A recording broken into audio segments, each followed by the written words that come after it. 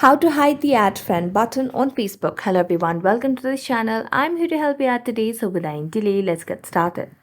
So first of all, launch the Facebook application on your device and make sure you're logged into your account. Then tap on your profile at the top right corner of the screen. Here, select on the gear icon, and as you tap on the gear icon, it will lead you to settings and privacy.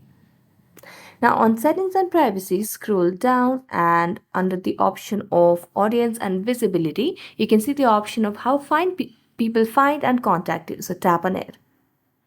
Here you can see the option of who can send you friend requests. So tap on it and make sure that you toggle on this for friends of friends because that's the only option if you do not want it for everyone. So tap and save. Now go back and simply tap on the option of followers and public content.